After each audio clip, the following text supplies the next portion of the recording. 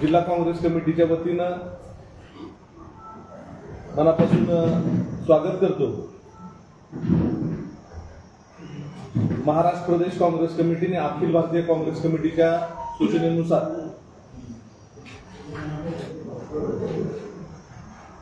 परवाच झालेल्या विशेष अशा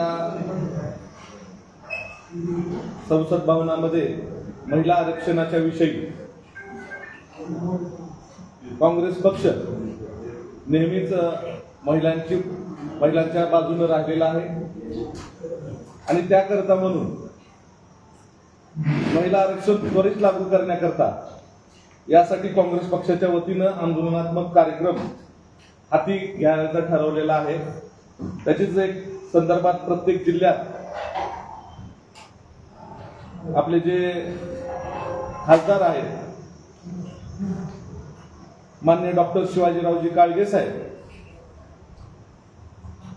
या ठिकाणी सविस्तर असं मार्गदर्शन ह्या महिला कायद्याविषयी करणार आहेत आरक्षणासंदर्भात। तर त्या संदर्भात काँग्रेस पक्षाची भूमिका मांडण्यासाठी आज खासदार साहेब आपल्यामध्ये आहेत।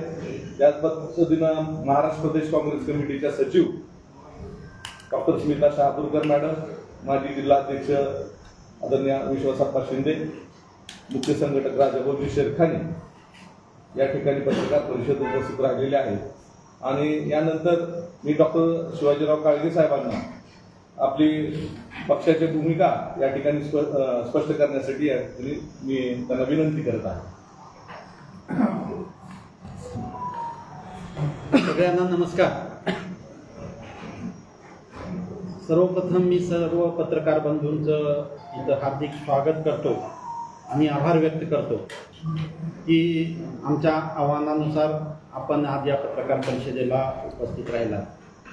आज या पत्रकार परिषदेसाठी उपस्थित असलेले आमचे स्नेही जिल्हाध्यक्ष धीरज पाटीलजी, आमच्या वरिष्ठ मार्गदर्शक आदरणीय स्मिताताई शहापूरकरजी, इथं उपस्थित असलेले राजाभाऊजी शेरखाने साहेब, माजी अध्यक्ष विश्वासरावजी शिंदे साहेब,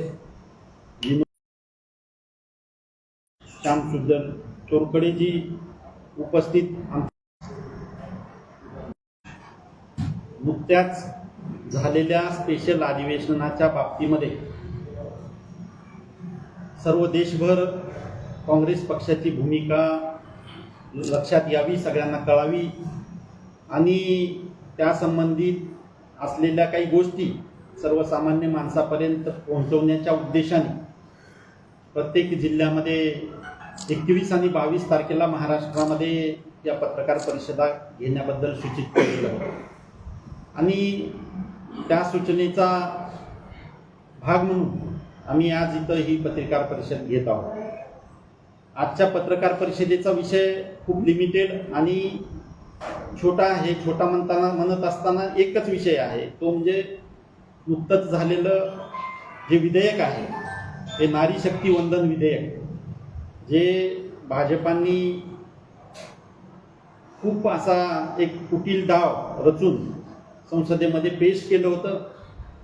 त्या विधेयकाच्या बाबतीमध्ये सगळ्यांना काँग्रेसची भूमिका कळावी, सगळ्यांना काँग्रेसची भूमिका लक्षात यावी म्हणून आजची ही पत्रकार परिषद आहे। मित्रो, नुकतंच एक 3 दिवसाचं स्पेशल अधिवेशन लोकसभेचं आणि राज्यसभेचं सरकारने कंडक्ट केलं। खरं तर ह्या अधिवेशनाची गरज किती होती, एवढ्या इमर्जन्सी बेसिसवरती बोलवण्याची गरज होती का, हा सगळा जर विचार केला तर खरंच ही एवढं इमर्जन्सी अधिवेशन बोलवण्याची गरज नव्हती। पण या अधिवेशनामध्ये महिला आरक्षणाच्या नावाखाली जे बिल प्रोड्यूस केलं गेलं, ते बिल प्रोड्यूस करत असताना भारतीय जनता पक्षाचे जे या विधेयकामागची जी भूमिका होती ती विरोधी पक्षाच्या लक्षात आली। खरं तर 2023 साली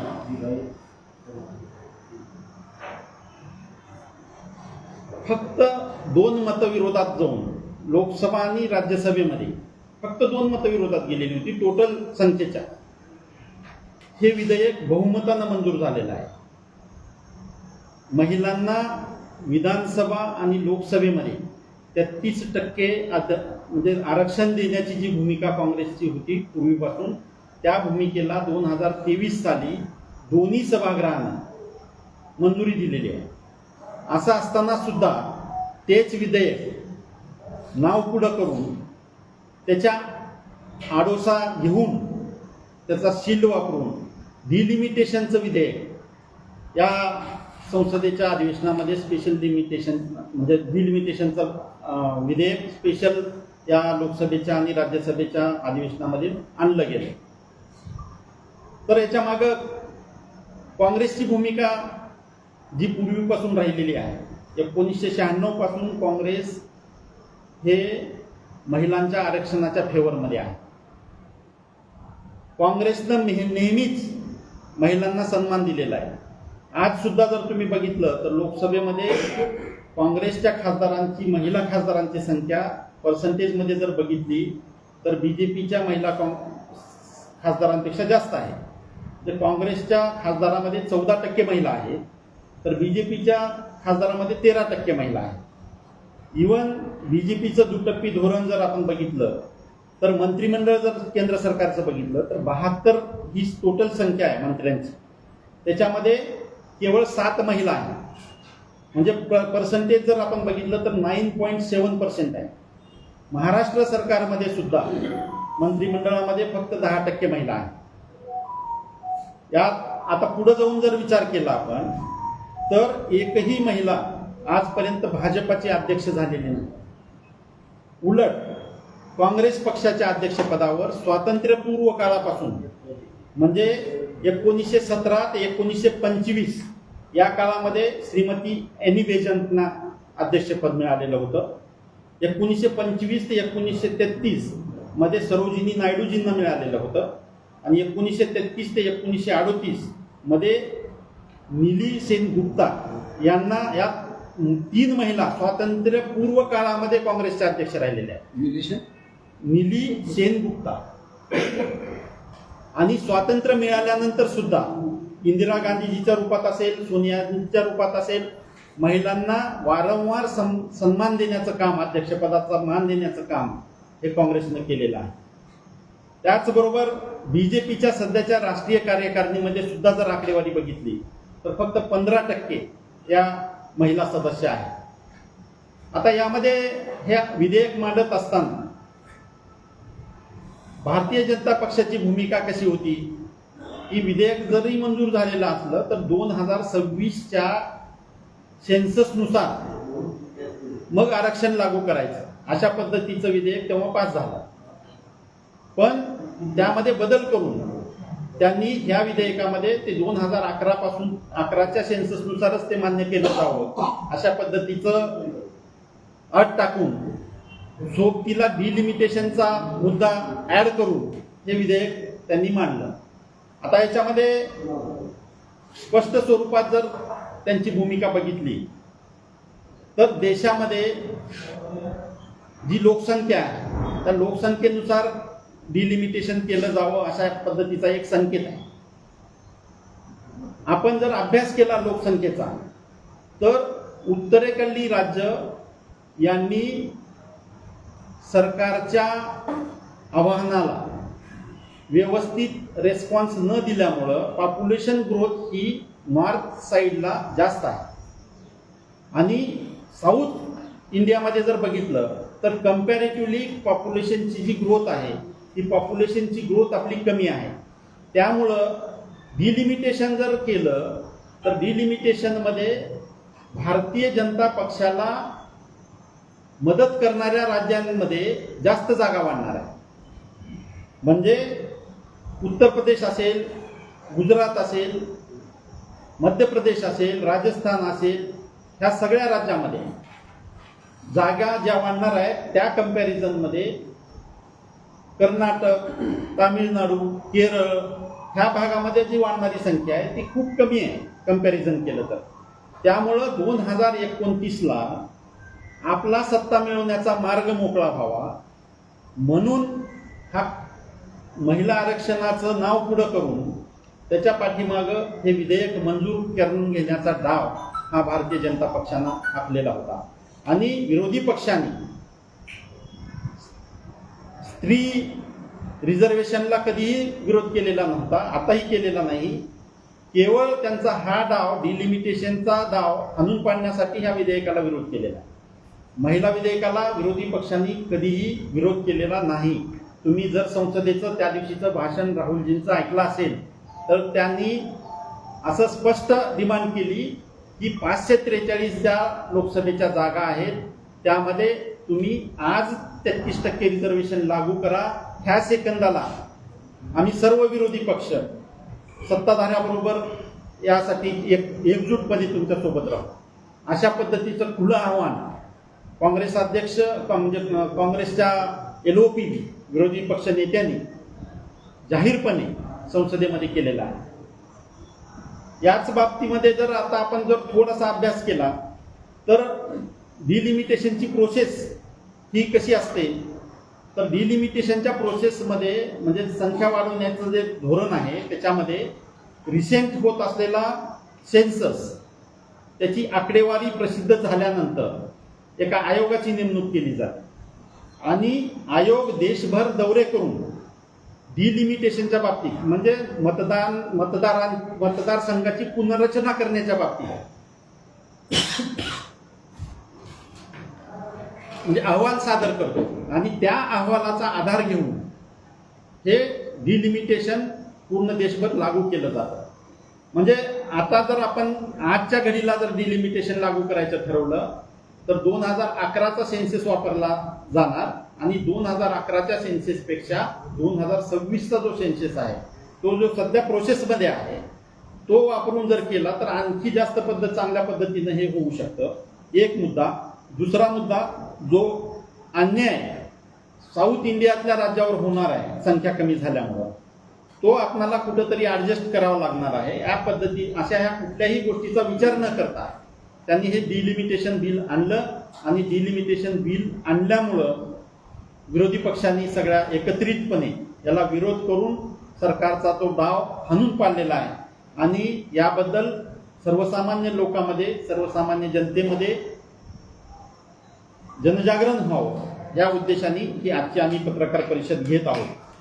यामध्ये आणखी थोडं पुढं जाऊन मी काही गोष्टी तुम्हाला म्हणजे नजरेस आणून देऊ इच्छितो. यामध्ये 1996 साली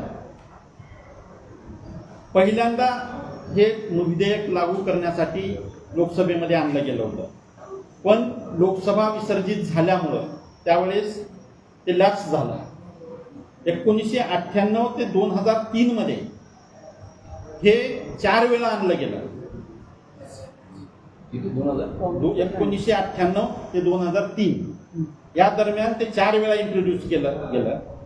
प्रत्येक वेळी ते वेगवेगळ्या कारणांनी परत लॅप्स झालं. 2008 साली हे विधेयक राज्यसभेमध्ये पुन्हा आणलं गेलं. 2010 साली राज्यसभेमध्ये ते पास झालं, पण ते मतदानासाठी लोकसभेमध्ये कधीच आलं नाही. आणि मतदान म्हणजे 2014 साली लोकसभा लॅप्स झाल्यामुळे पुन्हा ते म्हणजे लॅप्स झालं. त्यानंतर 2023 साली ते लोकसभा आणि राज्यसभेमध्ये मोठ्या संख्येने पास झालं. त्याच्यामध्ये फक्त म्हणजे 454 मतं हे फेवरमध्ये पडली लोकसभेमध्ये, फक्त 2 विरोधात. म्हणजे बघा 2023 साली 454 मतं पडली फेवरमध्ये आणि फक्त 2 मतं विरोधात पडली. आता कोणीतरी अपक्ष हे ते असतील, फक्त 2 मतं आपल्याला त्यावेळेस महिला विधेयकाच्या म्हणजे आरक्षणाच्या विरोधात पडली. आणि राज्यसभेमध्ये 214 विरुद्ध 0, 214 विरुद्ध 0 अशा पद्धतीनं बहुमतानं, प्रचंड बहुमतानं हे म्हणजे विधेयक ऑलरेडी पास झालेलं आहे. त्यात आणखी जर समजा आकडेवारीमध्ये थोडं खोलवर जायचं म्हणलं तर हिंदी भाषिक उत्तर भारत जो आहे डिलिमिटेशनमध्ये, त्यामध्ये जर संख्या वाढली डिलिमिटेशन करून तर ती 38% 41% जाणार आहे. म्हणजे जी खासदार दक्षिण भारतातली जी 24.3% आहे ती 20.3% होणार. 24.3 जी आहे दक्षिण भारताची सध्या ती 20.3%ला येणार आहे, म्हणजे कमी होणार आहे. आणि उत्तर भारतामध्ये ती वाढणार आहे.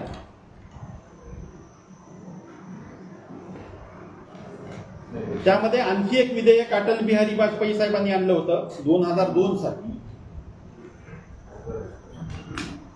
त्या विधेयकाला पॉप्युलेशन कंट्रोल केलेलं विधेयक म्हणजे राज्यांनी विरोध केला आणि केवळ राज्यांतर्गत फेररचना करण्यासाठी 1991च्या जनगणनेनुसार मंजुरी देण्यात आली.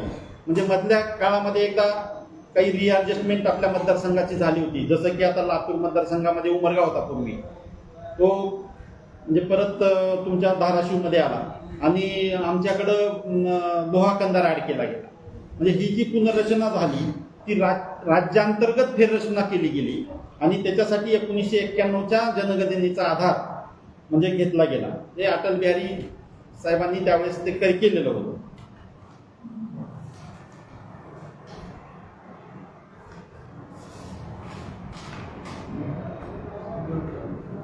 त्यामध्ये आणखी म्हणजे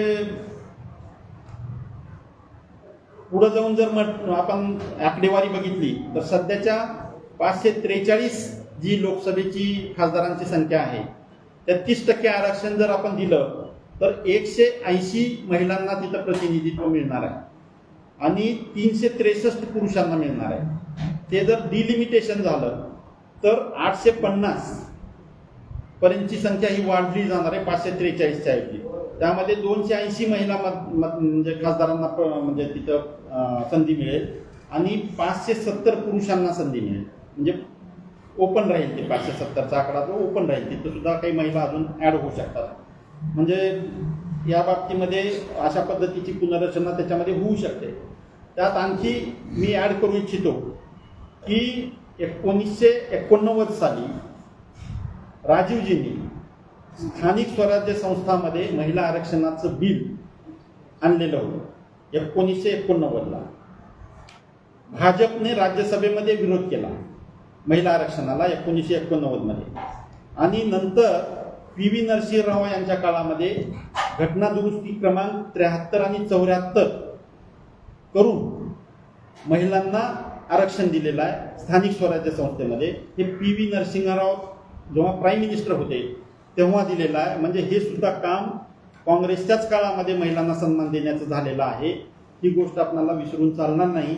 काँग्रेस नेहमीच महिलांसाठी अग्रेसर राहिलेली आहे. त्यांना हक्क देण्यासाठी राज्यामधले विविध कायदे असोत, केंद्रामधले विविध कायदे असोत, आईवडिलांच्या नवऱ्यांच्या प्रॉपर्ट्यामध्ये कंपल्सरी नाव लावणं असेल, हुंडाबंदी कायदे असतील किंवा बाकी सगळे महिलांसाठी जे प्रो कायदे आहेत हे सगळे कायदे म्हणजे नोकऱ्यामध्ये रिझर्वेशन हे सुद्धा काँग्रेसने दिलेलं आहे. महिलांसाठी काँग्रेस कधीच बॅकफूटवर राहिलेली नाही. महिलांना त्यांचे हक्क देण्यासाठी काँग्रेस नेहमीच आघाडीवर राहिलेली आहे. उलट महिलांच्या खांद्यावर बंदूक ठेवून लोकशाहीची हत्या करण्याचं काम हे भाजप सरकार सध्या करत आहे असं आमचं स्पष्ट म्हणणं आहे. सध्या जी बलवेगिरी ह्या भारतीय जनता पक्षांच्या नेत्याकडनं चालू आहे ती केवळ आणि केवळ महिलांची सहानुभूती मिळवण्यासाठी आणि चालू असलेल्या 2-3 राज्यामधल्या मतदानासाठी सहानुभूती मिळवण्यासाठी चाललेली आहे असा आमचा स्पष्ट आरोप आहे. भारतीय जनता पक्षाने अशा पद्धतीचं रडणं बंद करावं आणि जर खरी हिंमत असेल तर त्यांनी हे महिला आरक्षण लागू करून दाखवावं असं आमचं त्यांना आव्हान आहे. धन्यवाद. आदरणीय ताई आपल्या या बाबतीमध्ये काही बोलू इच्छितात त्यांना मी बोलण्याची विनंती करतो. धन्यवाद. सर्वांना नमस्कार. काँग्रेस पक्षाची काय भूमिका आहे महिला आरक्षणाच्या बाबतीत हे खासदार साहेबांनी स्पष्ट केलेले. त्याला जोड म्हणून मी काही निवेदन करू इच्छितो. भारतीय जनता पक्षाचं महिलांच्या बाबतीमध्ये जे तुटप्पी धोरण आहे ते थोडंसं जास्त स्पष्ट करू इच्छितो. ते असं आहे की भारतीय जनता पक्षामध्ये जे काही आमदार आहेत, त्यांचे जे काही खासदार आहेत, जे काही गाव पातळीवरचे कार्यकर्ते असतील, राज्य पातळीवरचे नेते असतील, ह्या सगळ्यांचा एक जर आपण स्त्रियांच्या बाबतीतला इतिहास बघितला तर ह्यांच्याकडे महिलांवरच्या अत्याचारांना भलतंच मोठं चांगलं मानाचं स्थान मिळालेलं दिसतं. कुलदीप सेंगरचं आपण जर उदाहरण घेतलं तर ते असे कितीतरी उदाहरणं सांगता येतील. काश्मीरमधल्या आसिफाचं उदाहरण सांगता येईल. त्याच्यानंतर जे गुजरातमधले जे बलात्कारी होते त्या बलात्काऱ्यांची भारताच्या अमृत महोत्सवाच्या निमित्ताने त्यांची सुटका केली तर त्यांचा सत्कार करण्यात आला माळा घालून. हे सगळं भाजपचे कार्यकर्ते जागोजागी करतायत. अशा प्रकारच्या महिलांवरच्या अत्याचाराला आणि हिंसाचाराला आळा घालायच्या ऐवजी अशाही अत्याचार करणाऱ्यांना, बलात्कार करणाऱ्यांना हे सरकार पाठीशी घालतंय आणि त्याच्यामुळे अशा ज्या प्रवृत्ती त्या समाजामध्ये बळावत चालल्या आहेत ती स्त्रियांच्या दृष्टीने चिंतेची गोष्ट आहे. त्याच्यामुळे भाजपने अजिबात आव आणू नये, त्यांच्या पाठीशी असलेल्या RSSच्या लोकांनी अजिबात आव आणू नये की खोटा कळवळा त्यांनी स्त्रियांच्या प्रती अजिबात दाखवू नये. काँग्रेस पक्षाने आतापर्यंत जे सहज करून दाखवलं आहे तेवढ्या सीट्समध्ये त्यांनी आरक्षण देऊन दाखवलं. इतक्या सहजपणे भाजपला हे आरक्षण देणं का जमत नाही आहे? कारण त्यांना त्याची करण्याची इच्छा नाही आहे. मग आम्हाला महिलांना आरक्षण द्यायचं नाही आहे असं त्यांना म्हणता येत नाही, म्हणून त्याचा खोटा मुलामा चढवून त्याने डिलिमिटेशनचा घाट घातला होता आणि हा घाट संसदेमधल्या चर्चेमध्ये उघड केला सगळ्या विरोधी पक्षांनी, इंडिया आघाडीतल्या सगळ्याच पक्षांनी, ज्याच्यामध्ये काँग्रेस पक्ष आघाडीवर होता. आणि त्याच्यामुळे खरा म्हणजे भाजपचा पर्दाफाश झालेला आहे. त्याचा जो खोटा मुखवटा आहे, जो खोटा कळवळा आहे स्त्रियांच्या बाबतीतला, तो उघडा पाडलेला आहे. आणि त्याच्यामुळे त्यांनी खरं म्हणजे जनतेमधनं आणि स्त्रियांमधनं सहानुभूती गमावलेली आहे. त्यांचा जो काही प्रयत्न होता मतं मिळवण्याचा, आता खासदार साहेब म्हणले तसं की भाजपच्या पश्चिम बंगालमधली अवस्था बघता आणि साऊथमधली जी पॉंडिचेरी, तामिळनाडू, केरळमध्ये ज्या निवडणुका चालू आहेत तिथे त्यांना काही मिळणार नाही फुटेज याचा अंदाज घेऊन त्यांनी महिलांची सहानुभूती मिळवण्याचा प्रयत्न केला. ती सहानुभूती त्यांना मिळणार नाही. हा अतिशय हास्यास्पद प्रयत्न भाजपकडनं झालेला आहे. तो जनतेने ओळखला आहे आणि महिलांनी ओळखला आहे. महिला त्याला स्थान देणार नाही. त्यामुळे हे माझं निवेदन संपलं. विषय असा आहे की आता आपल्याला म्हणाले उत्तर भारतात फक्त जागा वाढणार होत्या, मग त्या वाढलेल्या जागेमध्ये काँग्रेसला यश मिळत नव्हतं.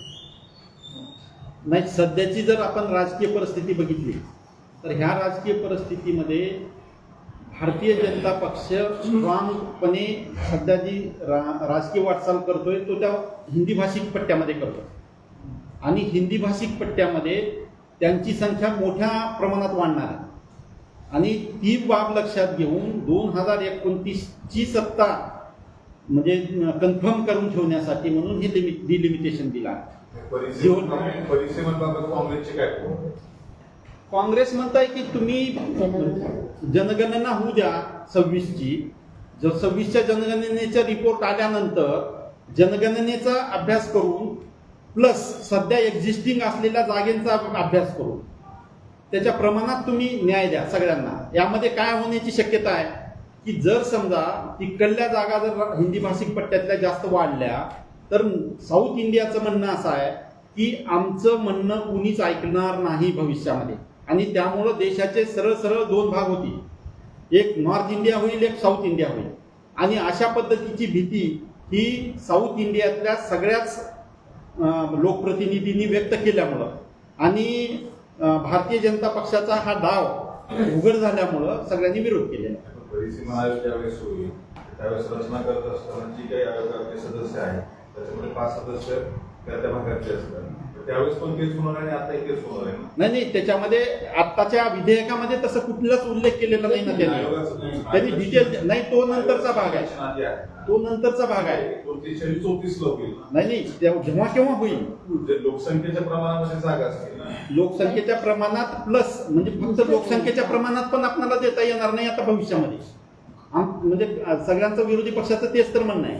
कारण लोकसंख्या वाढली कुण्या भागामध्ये? ज्या भागामध्ये एज्युकेशन कमी आहे, ज्या भागामध्ये तुमचं म्हणजे कुटुंब नियोजनचं जे सरकारचं म्हणजे इम्प्लिमेंटेशन आहे ते व्यवस्थितपणे ज्या भागाने लागू केलेलं नाही त्या भागामध्ये लोकसंख्या जास्त वाढली.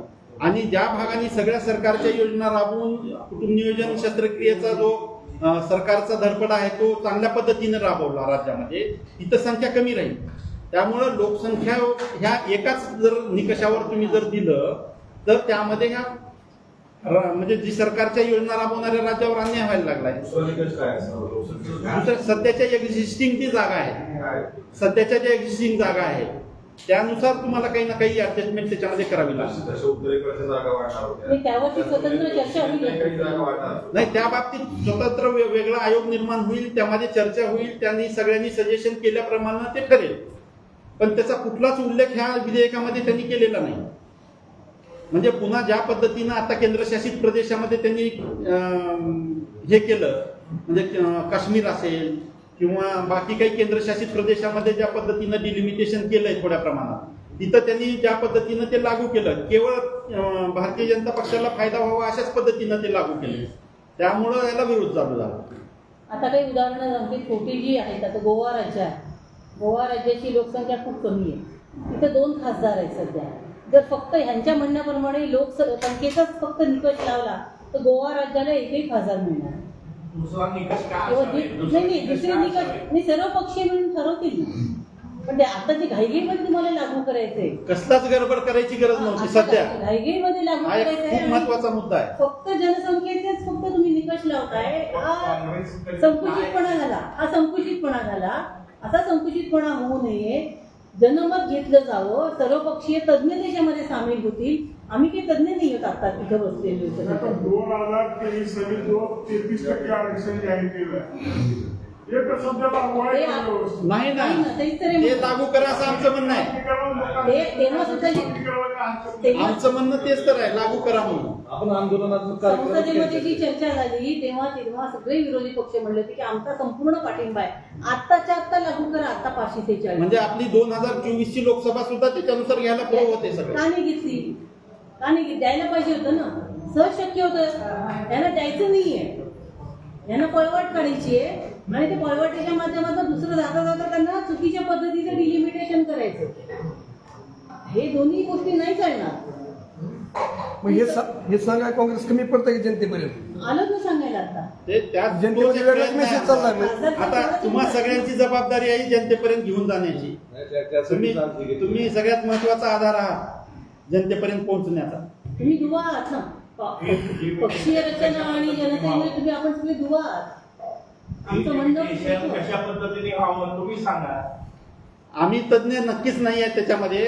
आज आम्ही त्याचं उत्तरही देऊ शकणार नाही आहे. फक्त पक्षाच्या एजेंडा लोकांपर्यंत. हा, आमचं म्हणणं आहे की आम्ही पक्षाची भूमिका तुमच्यापर्यंत पोहोचवण्यासाठी आलो. पण आमदाराच्या मागे फक्त 2 खासदार आहेत. युपी मध्ये 5 आमदाराच्या मागे 1 खासदार आहे. काही भागामध्ये 40 लाख 30 लाखापर्यंत 1 खासदार रिप्रेझेंट करतोय. काही भागामध्ये 5-6 लाखाला रिप्रेझेंट करतोय.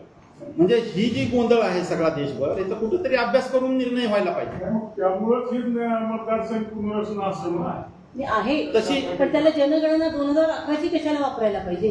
त्याला 26 वापरा ना, आता चालू आहे ना. जनगणना झाल्यानंतर करा ना. बऱ्याच ह्याच्यावर अन्याय होणार आहे म्हणून तर हे, काँग्रेसचं म्हणणं आहे. आणि त्याचं क्लॅरिफिकेशन कुठल्याच विधेयकात नाहीये.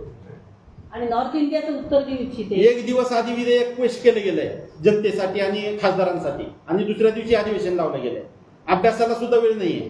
यांनी जी घाई केली ना, याच्या मागे ह्यांचा सहानुभूती मिळवण्याचा डाव आहे सध्याच्या इलेक्शनसाठी. खासदार साहेब म्हणतात ना, आम्ही संसदेच्या बाहेर आल्या पाट्या लगेच तयार होत्या त्यांच्या. 2 मिनिटात पाठवा. म्हणजे आमचं मतदान झालं आणि बाहेर आलो, त्यांना माहित होतं 100% की म्हणजे विरोध होणार आहे म्हणून आणि आपण हरणार आहेत म्हणून. केवळ ह्या चालू असलेल्या मतदानावर त्याचा फायदा मिळवता यावा. 5 राज्यामध्ये जे इलेक्शनचं वोटिंग चालू आहे त्याच्यामध्ये फायदा मिळवता यावा म्हणून ही गडबड आहे. आणि त्याला विरोध आहे सगळ्यांचा. धन्यवाद. धन्यवाद.